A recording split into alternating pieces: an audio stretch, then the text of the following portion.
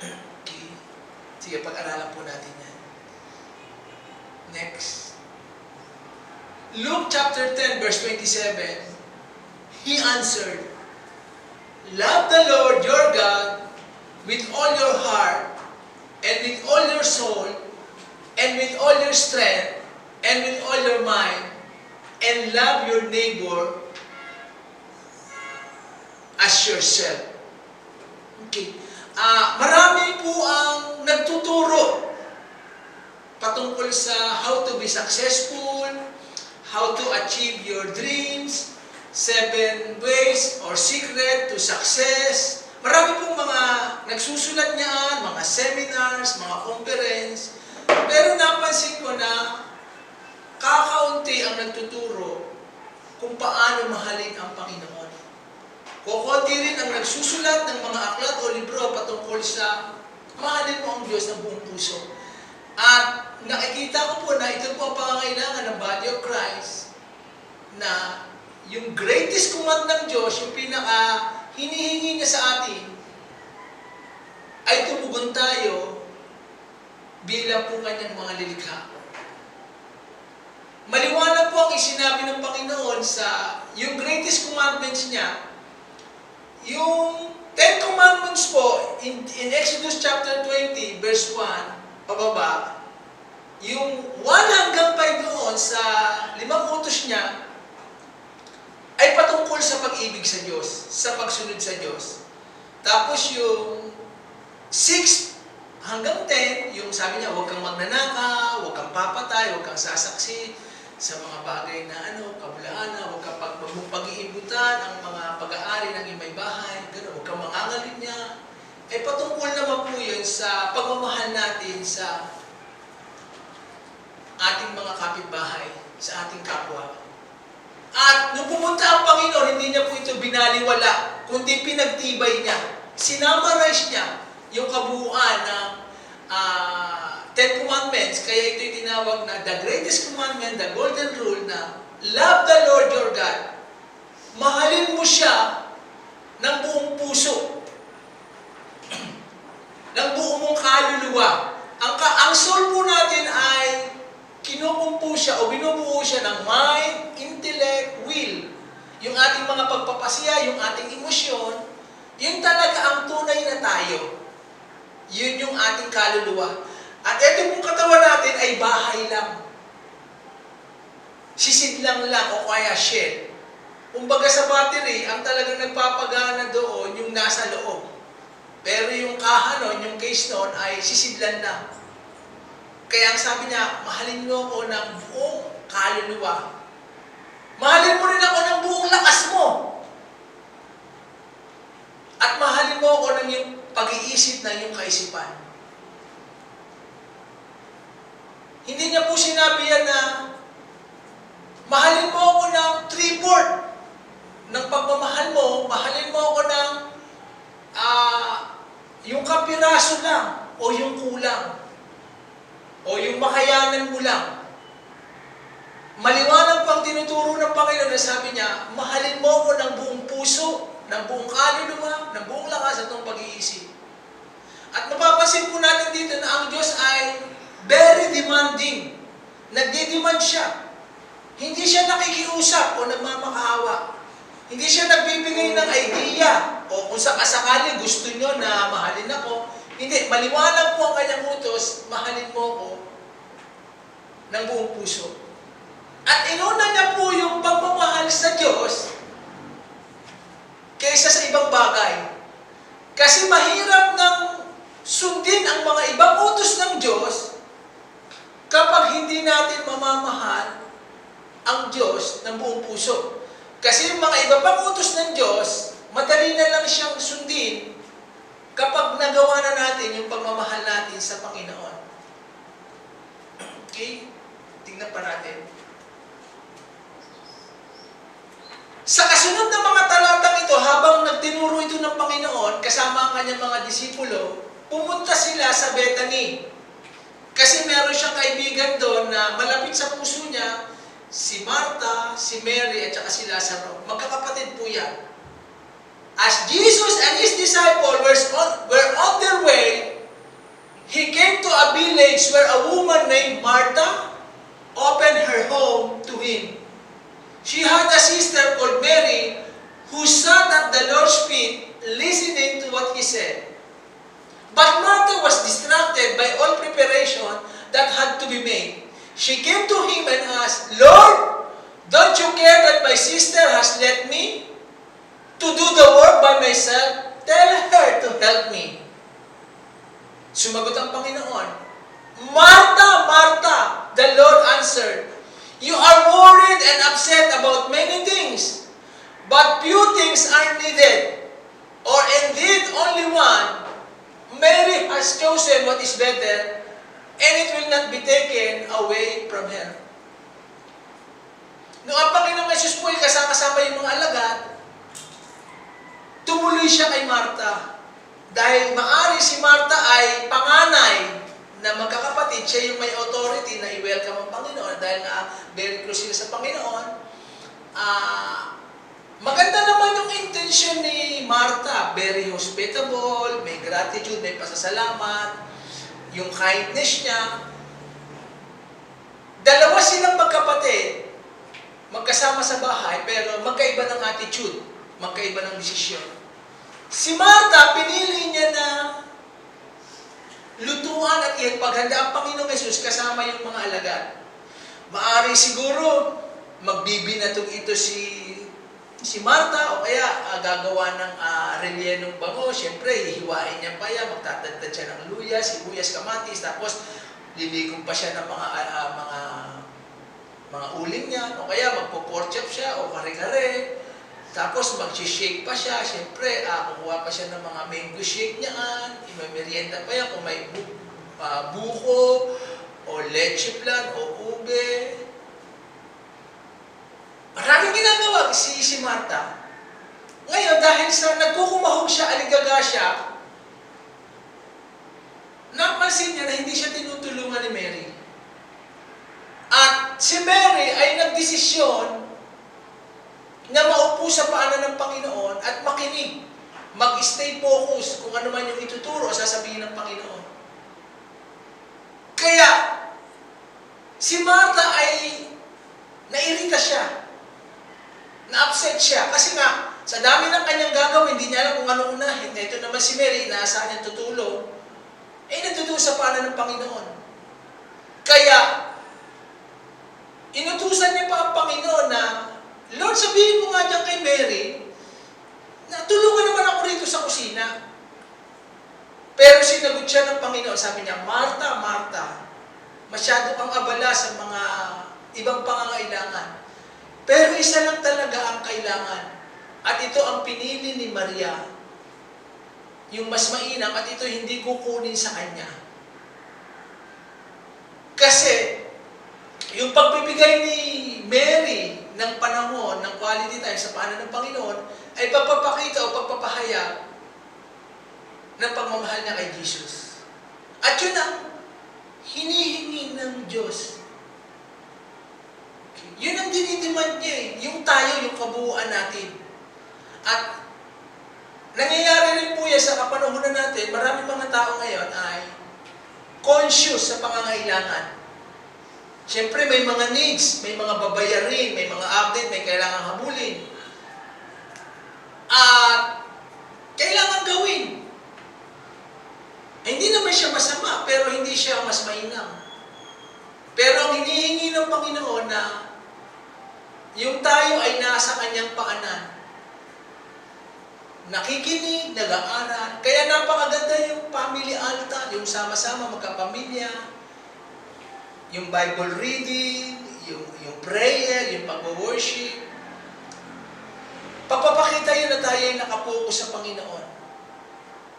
At yun ang ihipo sa puso ng Diyos at yun ang magbubukas ng mga bintana sa kalangitan. Kapag tayo po ay God's conscious, ito ay desisyon na pinipili natin araw-araw. Okay? Tingnan natin po yung mga picture diyan. Ayan, maaari kung sa simpleng larawan na yan, ganyan yung eksena. Kasi ang sa Israel, ang mga bahay dyan ay bato. Ang bubungan ay bato rin. Katulad sa Bermuda kasi napakalakas ng hangin. Walang mga puno na talagang napapaligiran ng karagatan. Kaya lahat ng bahay, hindi pwedeng bato, pati bubungan, hindi pwedeng yero. Ganon din sa Israel. At maaring ganyan po yung eksena nila.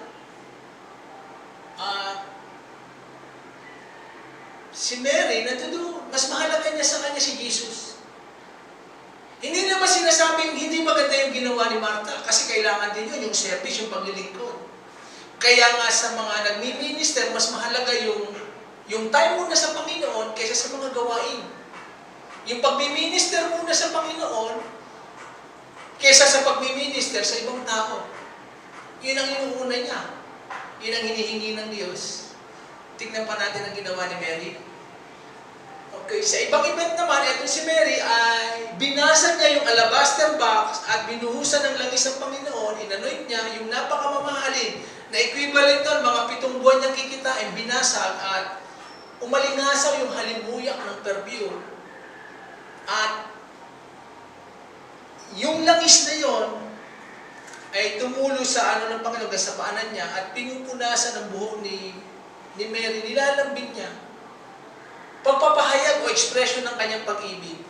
At si Mary ay conscious kay Jesus. Hindi siya conscious sa sasabihin ng tao, sa iisipin ng tao, yung nakakahiya, ba't para siyang gano'n na nasa paanan ng Panginoon. Nandito siya na pinapadama niya, in-express niya yung taos-pusong pagmamahal. Wala siyang pakialam sa mga nasa paligid, kung ano man yung marinig niya na maaaring i-chismis siya, i-criticize. Ang napakahalaga sa kanya ay inaadol niya, very devoted siya sa Panginoon.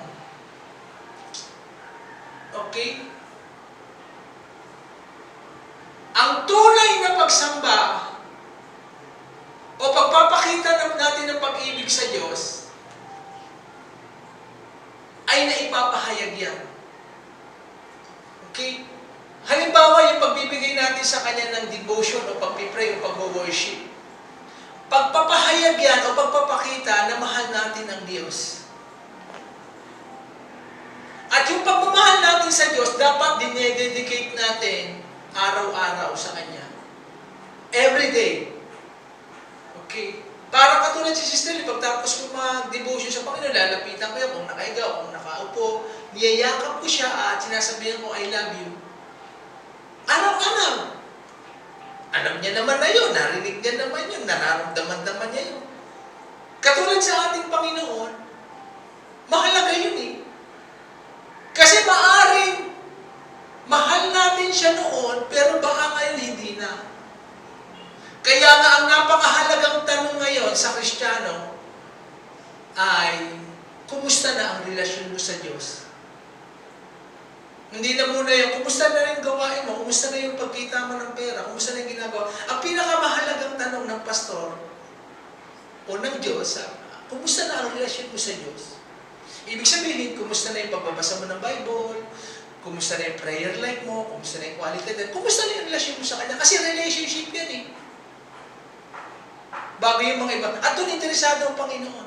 Kaya, kapag tayo ay sumasamba sa Kanya, nagka-quality time, nagdi-devotion, yun ang expression natin o pagpapahayag na mahal natin siya.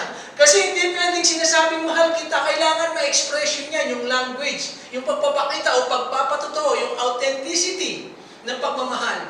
At yung pagsamba sa Kanya, pagpapakita yan ng time. Kasi alam ng Diyos na marami tayong gagawin. Alam ng Diyos na busy tayo. Alam ng Diyos na marami tayong pangangailangan. Alam lahat yan ng Diyos. Pero ang dinidemand niya nga, ang hinihingi niya nga, yung maibigay ang pangangailangan niya, yung pagmamahal. Tapos, isang expression din ng pagmamahal natin ay yung pag nagka-quality time tayo, pag sinasamba natin siya, ay yung gratitude. Yung pasasalamat. Yung ginawa ang kabutihan ng Diyos sa atin. Isipin niyo po, ang daming tao dyan, nasa ospital, yung iba nangamatay na kahit doktor. Yung iba walang tirahan, yung iba walang makain. Yung iba, ang daming mga sitwasyon na mas malala pa sa kinalalagyan natin o pinagdadaanan natin. Pero tayo, yung gratitude natin na hindi ba lang tayo ng ospital, hindi man tayo napumpal, iningatan tayo, may nakain tayo, malusog tayo, masigla tayo. Pagpapakita yan na yung devotion natin, yun ang expression natin. Kaya nga, isa pang napakahalagang tanong, nadadagdagan ba ang pag-ibig ko sa Diyos o nababawasan? Yan. Mga mahalaga pong tanong yan. Nadadagdagan ba ang pag-ibig ko sa Diyos o maaaring ito'y nababawasan na? Na pwedeng mangyari yan kahit sa mag-aasawa. Okay.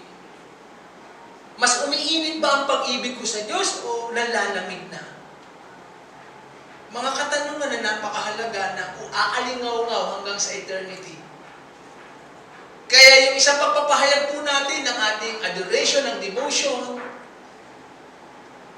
yun po yung lalong yun po yung mga magiging dahilan kaya tayo magiging stay close to Jesus. Okay. Yan yung mga expression natin. Okay. Kaya nga ang pinakamahalaga talaga na gawin ito kapag umaga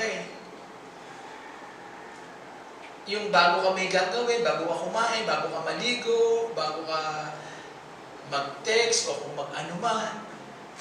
Sa unang lakas natin, sa unang buka ng ating bibig, ay pagsamba, pagmamahal at pasasalamat sa Panginoon. Yun ang pinakamaganda kasi kapag sa hapon, medyo pagod ka na, lobat na, nangihina na, at wala nang lakas, wala na yung intensity. Kaya napakagandang gawin siya kapag press na press pa tayo at sariwa.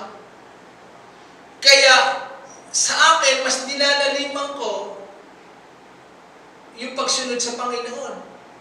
Kaya pagtapos po namin ng family altar, mga alas 10 siya, alas 10 pasado, dati po nanonood pa ako ng mga action movie, tinastas ko na po yan. Tinibag na. At kailangan na ako matulog, kailangan kong disiplinahin ang aking sarili para magising ako ng mas maaga. Kasi kapag natulog ako ng medyo late na, siyempre mag-a-adjust yung tulog ko, magigising ako ng kakatagpuin ko ang Panginoon. Magmamahalan kami. Kaya, decision yan na pagpili kung ano ba talaga ang mas mahalaga, ang mas mainam. Sinabi na nga ng Panginoon itong ginawa ni Mary, yan ang mas maganda.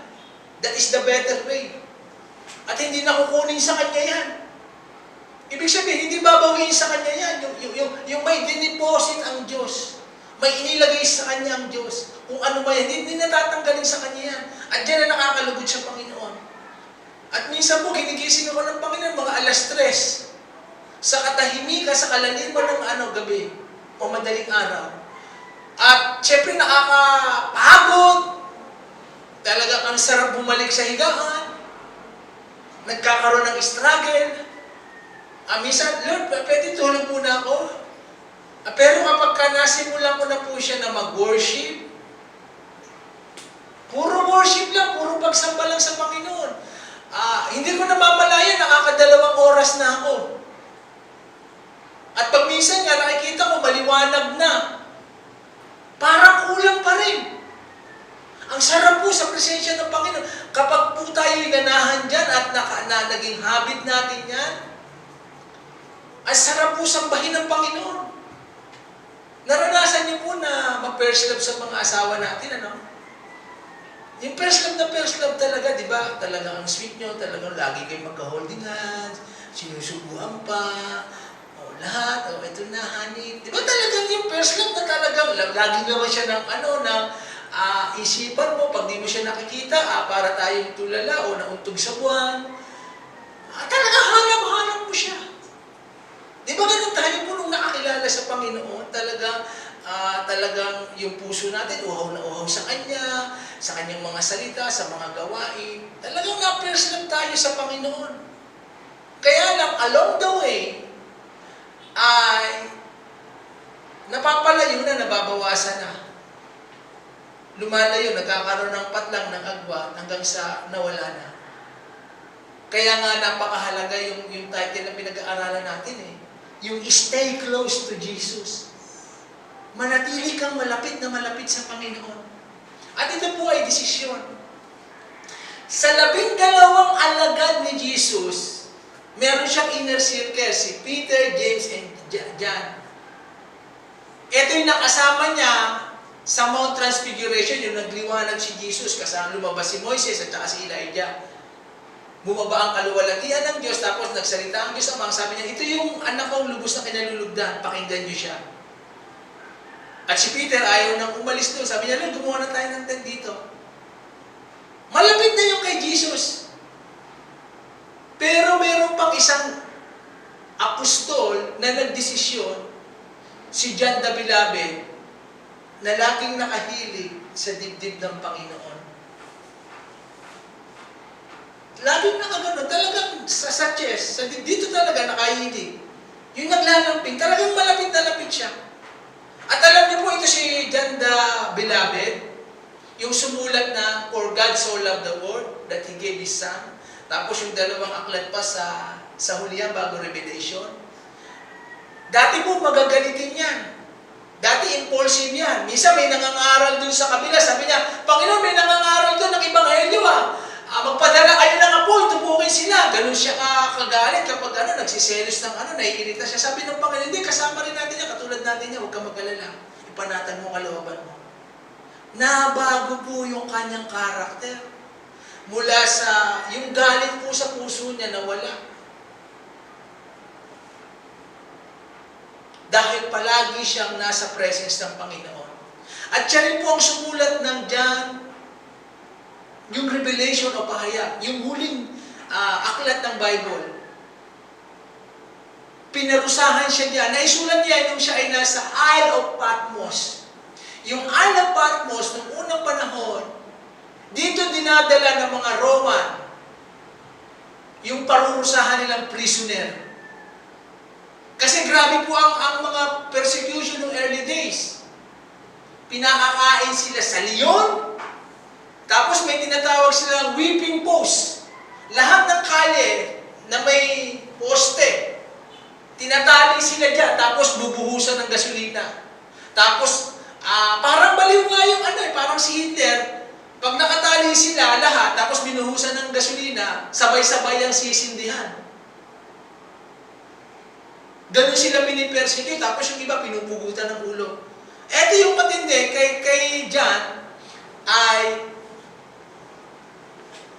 nilagay siya sa Isle of Patmos. Ang kasama niya ron ay mga mababangis na hayop. Ang talagang gusto mangyari doon ay mabaliw siya. Kasi yung kalungkutan, yung depression, yung discouragement, yung wala kang makausap, nakakulong ka na nga, isolated pa, tapos wala kang maririnig, puro kabundukan, puro talagang matutorture na pag-iisip. Pero dahil si John the Beloved ay nabuhay sa pagsamba,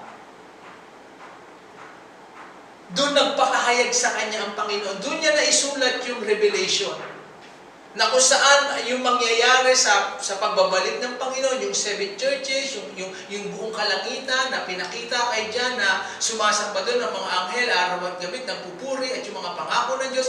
At nakita niya si Jesus na yung mata ni Jesus ay nag-aapoy, like a flaming fire. Tapos si Jesus ay babalik, nakasakay sa kabayo, na puting-puti, at yung kukunin niya yung kanyang mga anak. Doon na isulat niya yun. Bakit? Dahil yung naging habit niya na pagsamba sa Panginoon, na kahit ang Panginoong Jesus ay wala na, talagang malapit na malapit siya kay Jesus. Okay? Kaya yung po ang kagandahan kapag tayo ay malapit na malapit sa Panginoon, babalutin niya po tayo ng kapayapaan na hindi malirik. Ibabalot niya po sa buong katauhan natin yan na halos wala ka nang ipag-aalala. Na parang ang Diyos lagi mong kasama siya, literally. Kaya kita niyo po, ang hindi taong palasamba ay magiging mangangamba. Kapag hindi po tayo worshiper, magiging tayo warrior. Di ba si Mary worshiper? Pero si Martha, warrior. Nag-worry na siya. At yan po kadalasan ang mangyayari. Mag-worry tayo sa ating pangangailangan, mga babayarin, mga kakulang, mga nangyayari sa paligid.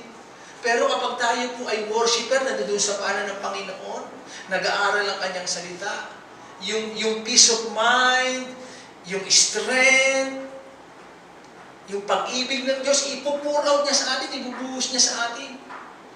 Kasi habang nakaupo si Mary, nagtuturo si Jesus eh. Nagtuturo siya at bumabaon yun. Bumabaon yun sa puso ni Mary. Nagsising ng gusto yun. Samantalang si Martha, hindi nakakapakinig ng teaching, ng ituturo ni Jesus. Busy siya ron. Siyempre, pagod na siya, may stress pa siya, kasi nakikita niya, nag-worry siya. Kaya, napakaganda na yung nagbababad sa presence ng Panginoon sa kanyang salita. Okay? Yun po yung pagpapahayag. It is a matter of decision. At hindi yung kung ano yung nangyayari sa labas kung hindi yung kondisyon ng puso. Ano ang kondisyon ng puso? Hindi mahalaga kung ano yung nangyayari sa paligid Gaano mang kasama yan o crisis yan Ang mahalaga yung nangyayari sa kaloob-looban natin Kasi there is nothing too hard for God. There are million ways, million na kamamamaraanan ng Panginoon para tayo i-bless, ipagpala. Hindi siya nagbabago. Ang dami niya pwedeng gawin. Ang kailangan lang natin matouch, mahipo ang puso ng Diyos. Kahit nga natutulog tayo, kaya tayo pagpalain ng Panginoon. Kahit, di ba, yung mga sumusunod nga sa Panginoon, ilang araw na, 3 na Nakita ng Panginoon, gutom na to ba? Sabi nila, pakainin niyo sila.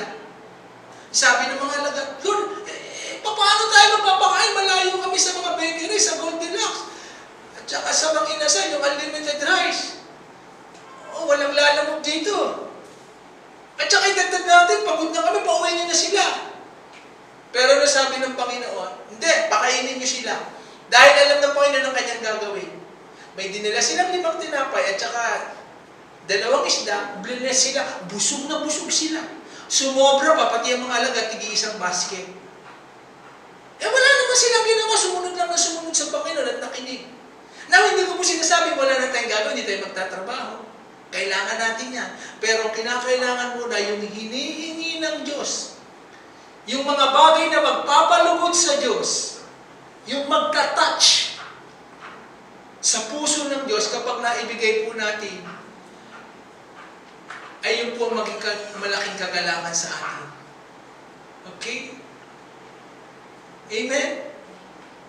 Next. Matthew 10:37. Anyone who loves their father or mother more than me is not worthy of me. Anyone who loves their son or daughter more than me is not worthy of me. Sobra pong pagmamahal ng mga magulang sa kanilang mga anak. Nagsasakripisyo, nagtitiis, nagpapakapagod, lumalayo, nagpupuyat. Lahat gagawin niya para sa kanyang mga anak. At ganoon din sa mga magulang. O yung anak sa magulang. Para makatulong kay inay, kay itay. Lahat gagawin, nagsasakripisyo, nagtitiis. Napakaganda siya, dapat siyang gawin. Pero nasabi po ba natin yan sa Panginoon? No, Lord, nahanda akong magtiis, magsakripisyo, magpuyat. Lahat gagawin ko dahil mahal kita. Sabi ng Panginoon, kung yung ginagawa mong yan, pagtitiis, magsasakripisyo, pagpapagod, pagpupuyat, pagpapakapagod, pagkakabala. Pero kapag minahal mo ng gusto ang magulang mo't ina, anak mo, nang higit sa akin ay hindi ka sa akin karapat-dapat. Isang utos ng Diyos na hindi dapat ibaliwala.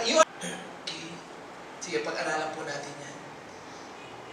Next. Luke chapter 10, verse 27. He answered, "Love the Lord your God with all your heart, and with all your soul, and with all your strength, and with all your mind, and love your neighbor as yourself." Okay. Marami po ang nagtuturo patungkol sa how to be successful, how to achieve your dreams, 7 ways or secret to success. Marami pong mga nagsusulat niyan, mga seminars, mga conference. Pero napansin ko na kakaunti ang nagtuturo kung paano mahalin ang Panginoon. Kukunti rin ang nagsusulat ng mga aklat o libro patungkol sa mahalin mo ang Diyos ng buong puso. At nakikita ko po na ito po ang pangangailangan ng Body of Christ, na yung greatest command ng Diyos, yung pinaka hinihingi niya sa atin, ay tumugon tayo bilang po kanyang mga lilikha. Maliwanag po ang isinabi ng Panginoon sa yung greatest commandments niya. Yung 10 commandments po, in Exodus chapter 20, verse 1, pababa, yung 1 hanggang 5 doon sa 5 utos niya, ay patungkol sa pag-ibig sa Diyos, sa pagsunod sa Diyos. Tapos yung 6 hanggang 10, yung sabi niya, huwag kang magnanakaw, huwag kang papatay, huwag kang sasaksi sa mga bagay na kabulaan, huwag kang pag-iibutan ang mga pag-aari ng imay bahay, gano'n, huwag kang mangangalim niya. Patungkol naman po yun sa pagmamahal natin sa ating mga kapitbahay, sa ating kapwa. At nung pumunta ang Panginoon, hindi niya po ito binaliwala, kundi pinagtibay niya. Sinamarize niya yung kabuuan ng 10 Commandments, kaya ito'y tinawag na the greatest commandment, the golden rule, na love the Lord your God. Mahalin mo siya ng buong puso, ng buong mong kaluluwa. Ang soul po natin ay kinukumpo siya o binubuo siya ng mind, intellect, will. Yung ating mga pagpapasya, yung ating emosyon, yun talaga ang tunay na tayo. Yun yung ating kaluluwa. At ito pong katawan natin ay bahay lang. Sisidlang lang o kaya shell. Kumbaga sa battery, ang talagang nagpapagana doon yung nasa loob. Pero yung kaha nun, yung case nun, ay sisidlan lang. Kaya ang sabi niya, mahalin mo ako ng buong kaluluwa. Mahalin mo rin ako ng buong lakas mo. At mahalin mo ako ng yung pag-iisip na yung kaisipan. Hindi niya po sinabi yan na mahalin mo ako ng 3/4 ng pagmamahal mo, mahalin mo ako ng yung kapiraso lang o yung kulang o yung makayanan mo lang.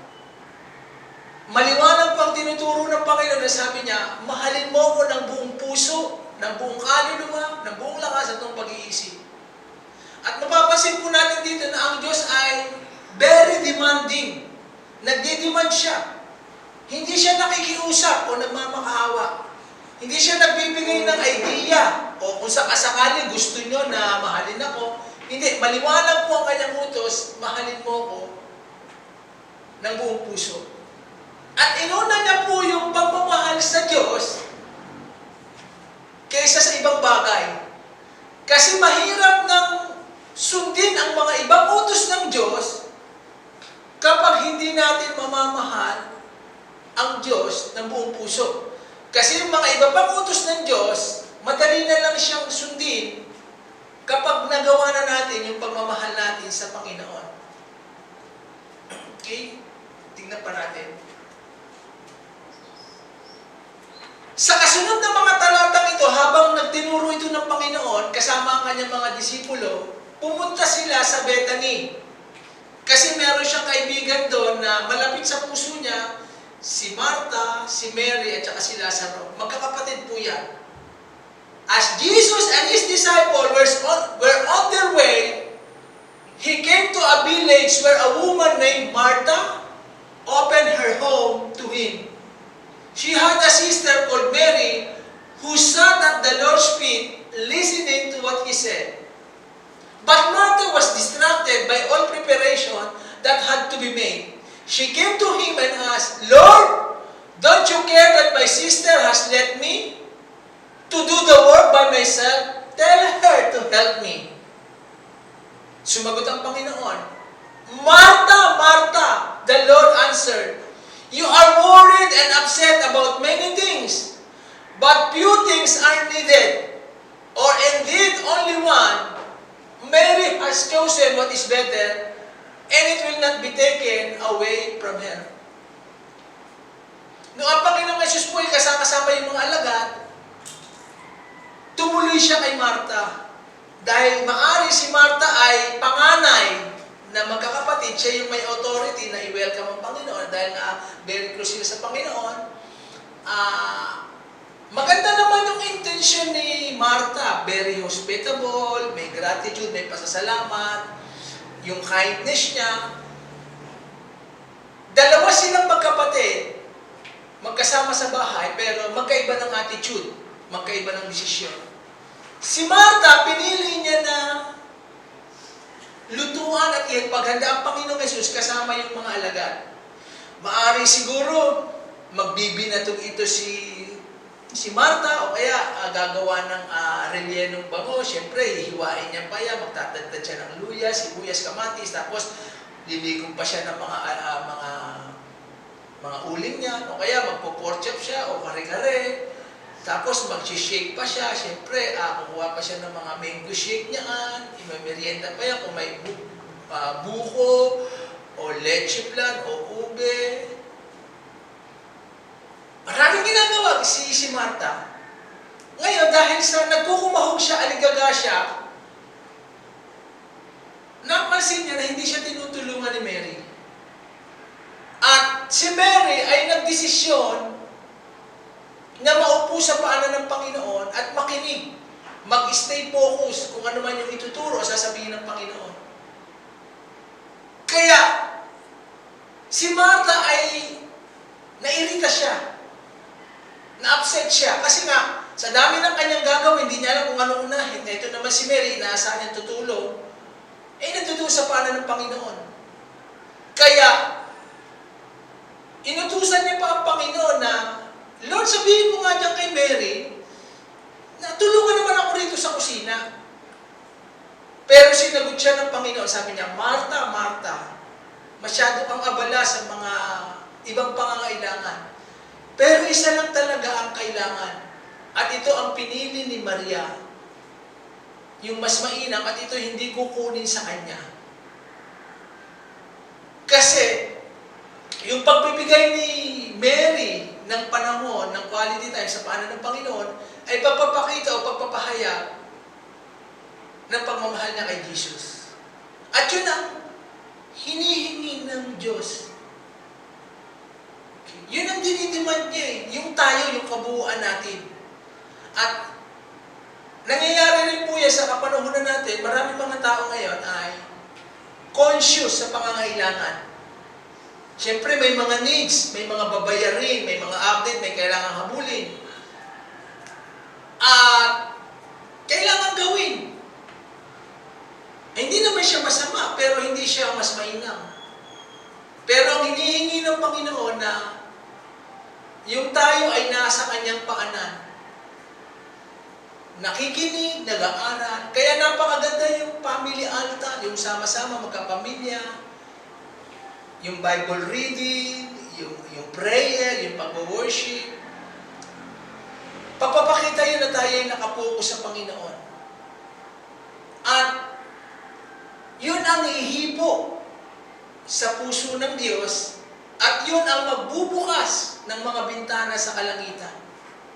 Kapag tayo po ay God's conscious, ito ay desisyon na pinipili natin araw-araw. Okay? Tingnan natin po yung mga picture dyan. Ayan, maaari kung sa simpleng larawan na yan,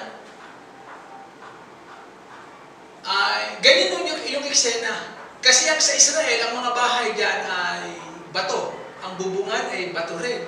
Katulad sa Bermuda kasi napakalakas ng hangin. Walang mga puno na talagang napapaligiran ng karagatan. Kaya lahat ng bahay, hindi pwedeng bato, pati bubungan, hindi pwedeng yero.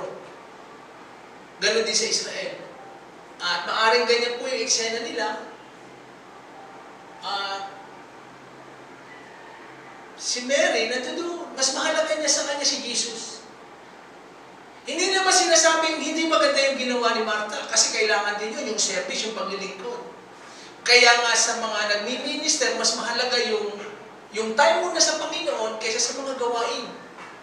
Yung pagmi-minister muna sa Panginoon kaysa sa pagmi-minister sa ibang tao.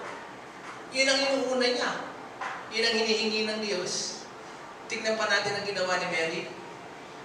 Okay, sa ibang event naman, ito si Mary ay binasag niya yung alabaster box at binuhusan ng langis ng Panginoon, inanoint niya yung napakamamahalin na equivalent nun, mga 7 buwan niyang kikitain, binasag at umalingasaw yung halimuyak ng perfume.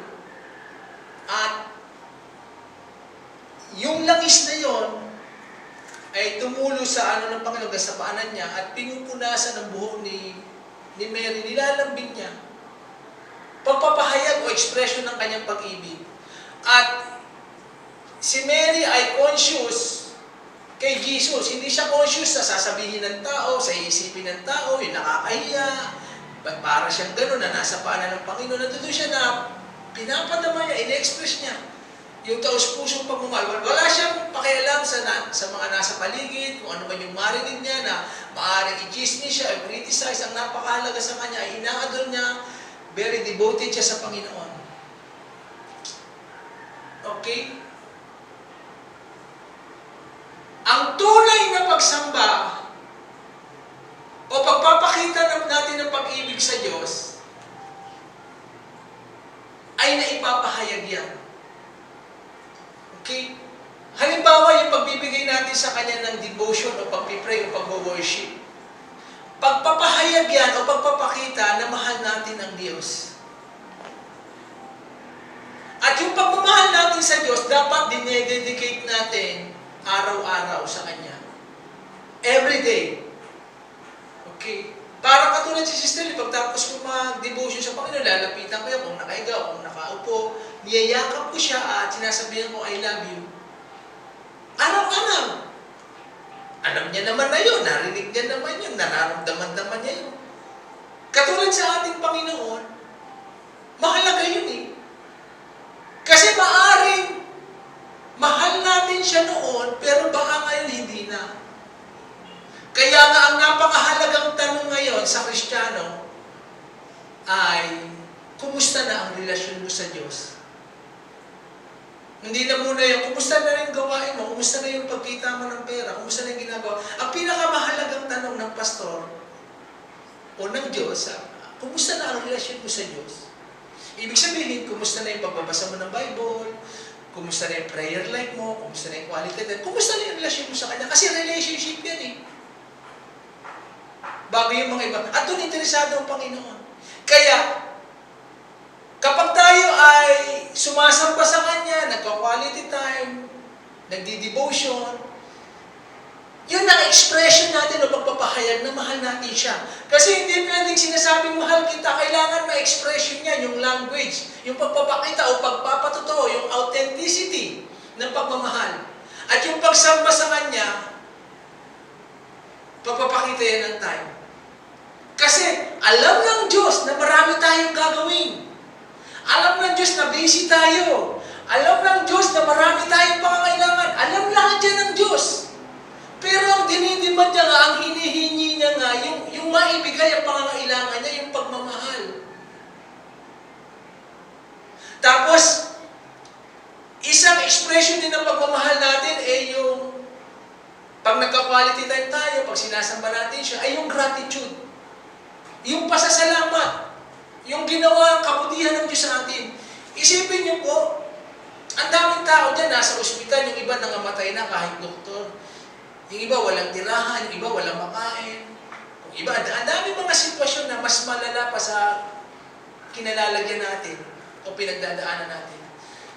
Pero tayo, yung gratitude natin na hindi man lang tayo na ospital, hindi man tayo nakumpal, iningatan tayo, may nakain tayo, malusog tayo, masigla tayo. Pagpapakita yan na yung devotion natin, yun ang expression natin.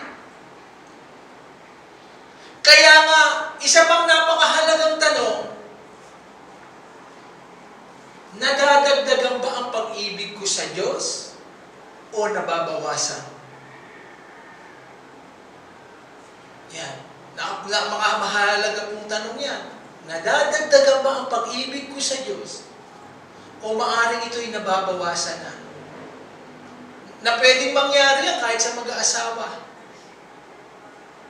Okay. Mas umiinit ba ang pag-ibig ko sa Diyos o nalalamig na? Mga katanungan na napakahalaga na aalingaw-ngaw hanggang sa eternity. Kaya yung isang pagpapahayag po natin ng ating adoration, ng devotion, yun po yung lalong yun po yung mga magiging dahilan kaya tayo magiging stay close to Jesus. Okay, yan yung mga expression natin. Okay. Kaya nga ang pinakamahalaga talaga na gawin ito kapag umaga yung bago ka may gagawin, bago ka kumain, bago ka maligo, bago ka mag-text o kung mag-ano man.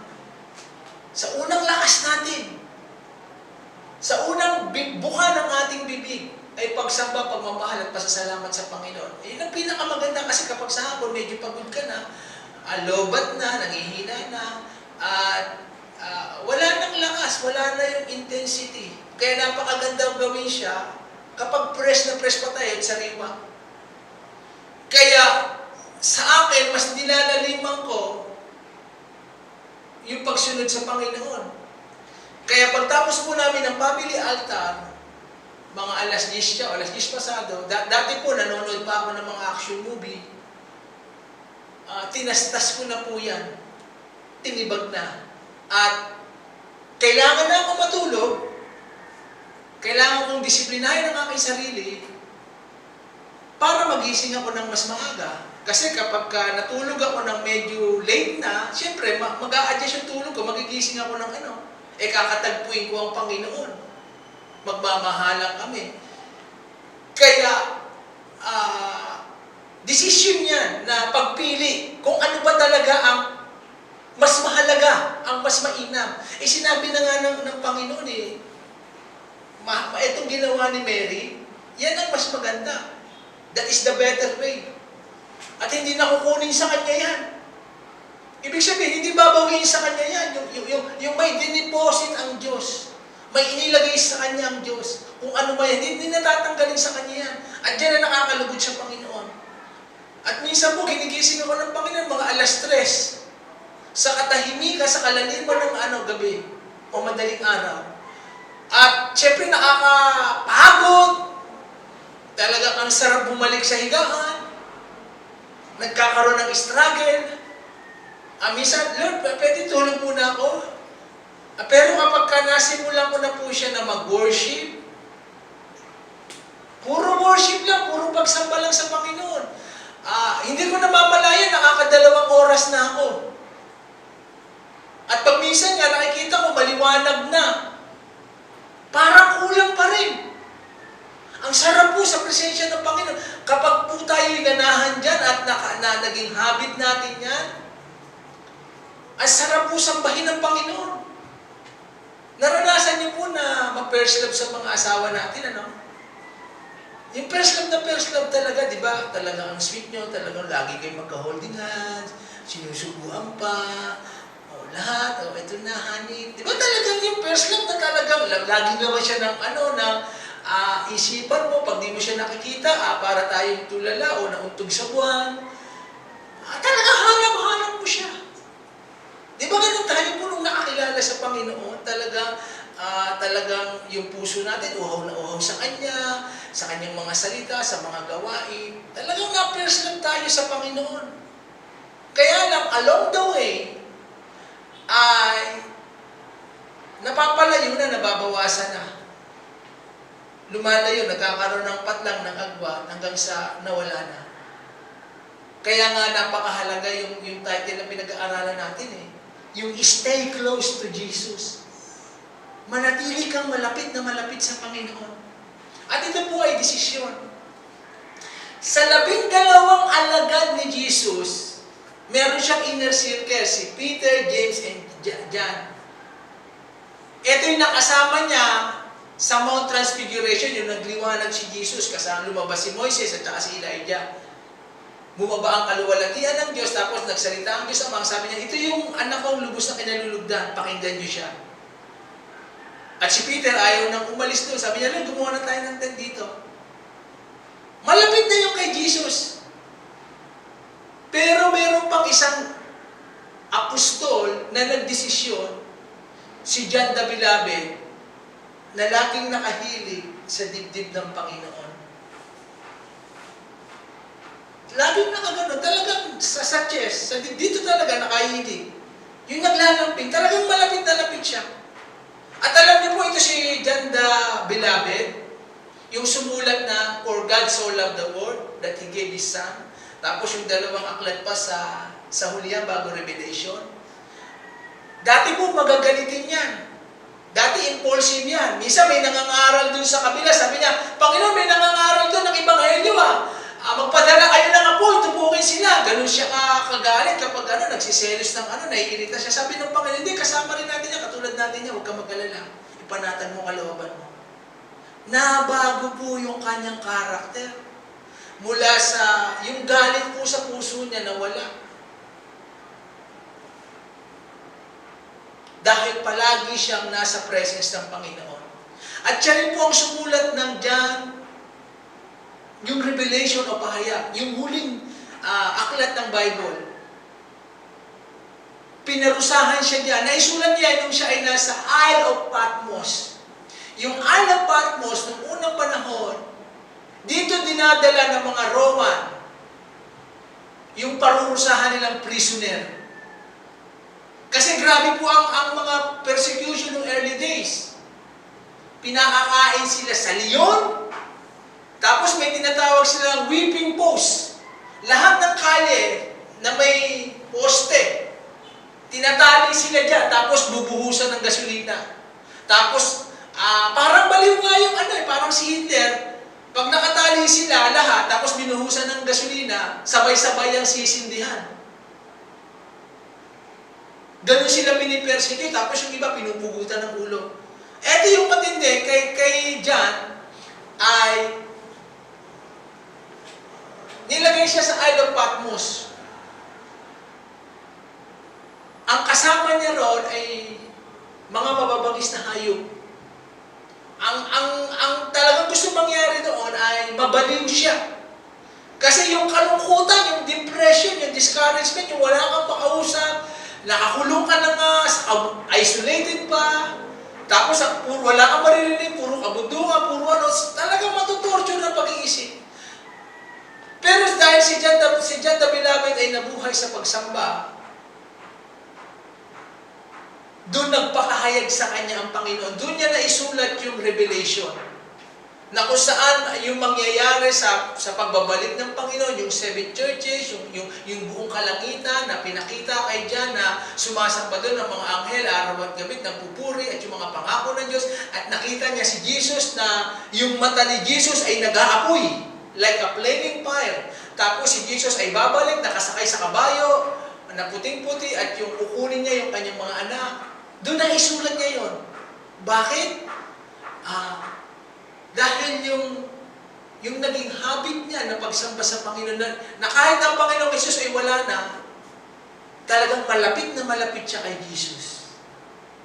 Okay? Kaya yung po ang kagandahan kapag tayo ay malapit na malapit sa Panginoon, babalutin niya po tayo ng kapayapaan na hindi malirik.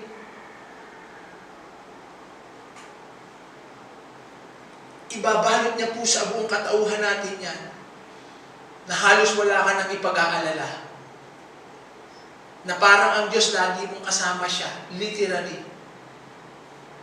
Kaya kita niyo po, ang hindi taong palasamba ay magiging mangangamba. Kapag hindi po tayo worshiper, magiging tayo warrior. Di ba si Mary worshiper? Pero si Martha, warrior. Nagwo-worry na siya. At yan po kadalasan ang mangyayari. Magwo-worry tayo sa ating pangangailangan, mga babayarin, mga kakulang, mga nangyayari sa paligid. Pero kapag tayo po ay worshiper, nandoon sa paanan ng Panginoon, nag-aaral ang kanyang salita, yung peace of mind, yung strength, yung pag-ibig ng Diyos, ipo-pour out niya sa atin, ibubuhos niya sa atin. Kasi habang nakaupo si Mary, nagtuturo si Jesus eh. Nagtuturo siya at bumabaon yun. Bumabaon yun sa puso ni Mary. Nagsising ng gusto yun. Samantalang si Martha, hindi nakakapakinig ng teaching, ng ituturo ni Jesus. Busy siya ron. Siyempre, pagod na siya, may stress pa siya, kasi nakikita niya, nag-worry siya. Kaya, napakaganda na yung nagbababad sa presence ng Panginoon sa kanyang salita. Okay? Yun po yung pagpapahayag. It is a matter of decision. At hindi yung kung ano yung nangyayari sa labas eh. Kung hindi yung kondisyon ng puso. Ano ang kondisyon ng puso? Hindi mahalaga kung ano yung nangyayari sa paligid eh. Gaano mang kasama yan o crisis yan eh. Ang mahalaga yung nangyayari sa kaloob-looban natin eh. Kasi there is nothing too hard for God. There are million ways, milyon na kapamamaraanan ng Panginoon para tayo i-bless, ipagpala. Hindi siya nagbabago. Ang dami niya pwedeng gawin. Ang kailangan lang natin matouch, mahipo ang puso ng Diyos. Kahit nga natutulog tayo, kaya tayo pagpalain ng Panginoon. Kahit, di ba, yung mga sumusunod nga sa Panginoon, ilang araw na, 3 na eh. Nakita ng Panginoon, gutom na to ba? Sabi nila, pakainin niyo sila. Sabi ng mga alagad, Lord, paano tayo magpapakain? Malayo kami sa mga bakery, sa Goldilocks. At saka sa mga inasal, yung unlimited rice. Walang lalamog dito. At saka idagdag natin, pagod na kami, pauwi niyo na sila. Pero nasabi ng Panginoon, hindi, pakainin niyo sila. Dahil alam ng Panginoon ang kanyang gagawin. May dinala silang 5 tinapay at saka 2 isda, bless sila, busog na busog sila. Sumobra pa, pati ang mga alagad, tig-1 basket. Wala naman silang ginawa, sumunod lang na sumunod sa Panginoon at nakinig. Now, hindi ko po sinasabi, wala na tayong gagawin, hindi tayo magtatrabaho. Kailangan natin yan. Pero kinakailangan muna yung hinihingi ng Diyos. Yung mga bagay na magpapalugod sa Diyos. Yung magka-touch sa puso ng Diyos kapag naibigay po natin, ay yun po maging malaking kagalakan sa atin. Okay? Amen? Next. Matthew 10:37. Anyone who loves their father or mother more than me is not worthy of me. Anyone who loves their son or daughter more than me is not worthy of me. Sobra pong pagmamahal ng mga magulang sa kanilang mga anak. Nagsasakripisyo, nagtitiis, nagpapakapagod, lumalayo, nagpupuyat. Lahat gagawin niya para sa kanyang mga anak. At ganoon din sa mga magulang. O yung anak sa magulang. Para makatulong kay inay, kay itay. Lahat gagawin, nagsasakripisyo, nagtitiis. Napakaganda siya, dapat siyang gawin. Pero nasabi po ba natin yan sa Panginoon? No, Lord, nahanda akong magtiis, magsakripisyo, magpuyat. Lahat gagawin ko dahil mahal kita.